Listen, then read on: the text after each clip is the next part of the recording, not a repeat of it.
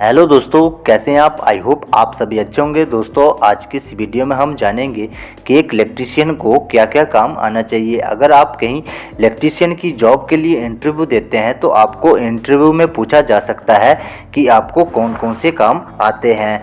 तो चलिए आज इस वीडियो में हम 5 ऐसे काम के बारे में बात करेंगे जो हर एक इलेक्ट्रीशियन को पता होना चाहिए। अगर आप इन 5 कामों को अच्छे से जानते हैं तो आप कहीं भी इंटरव्यू में सिलेक्ट हो सकते हैं। तो चलिए दोस्तों शुरू करते हैं। सबसे पहले इलेक्ट्रीशियन को names of electrical safety equipment and how to use. जो इलेक्ट्रिकल सिस्टम में इक्विपमेंट होते हैं, सेफ्टी इक्विपमेंट, उसके बारे में पता होना चाहिए। उन सभी इक्विपमेंट के बारे में पता होना चाहिए और उन सभी इक्विपमेंट को कैसे यूज़ करते हैं और कहाँ पर कौन सा इक्विपमेंट यूज़ होगा उसके बारे में पता होना चाहिए। चलिए उसके बाद इलेक्ट्रीशियन को installation electrical control wiring and repair electrical control wiring system. Electrical control wiring installation, मान लीजिए जैसे कि घरों में इलेक्ट्रिकल वायरिंग होती है, वो आपको आना चाहिए और फिर उसे रिपेयर करना भी आपको आना चाहिए और फिर आपको उसके बाद सिंगल फेस पैनल या फिर 3 फेस पैनल को बनाना भी आना चाहिए, उसके अंदर वायरिंग करना भी आना चाहिए। अगर आपको कहीं पैनल बनाना पड़ जाए तो आप उस पैनल को आसानी से बना सकें।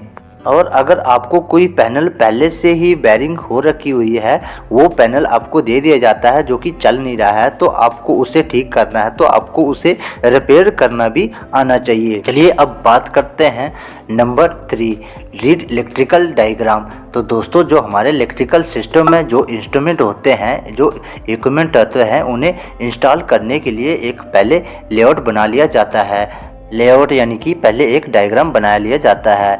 मान लीजिए हमने एक पैनल में वायरिंग करनी है, तो पैनल में वायरिंग करने से पहले हमें एक डायग्राम बना लेते हैं ताकि हमें पैनल में वायरिंग करने के लिए आसानी हो। तो आप देख सकते हैं कुछ इस प्रकार से हम डायग्राम बना लेते हैं, फिर उसके बाद हमें पैनल में वायरिंग करने के लिए आसानी होती है। तो ये सब काम इलेक्ट्रीशियन को आना चाहिए।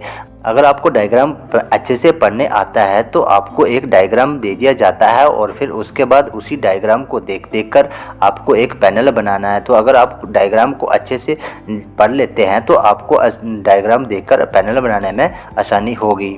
चलिए अब बात करते हैं number 4, trouble shooting electrical issues and using operational test equipments.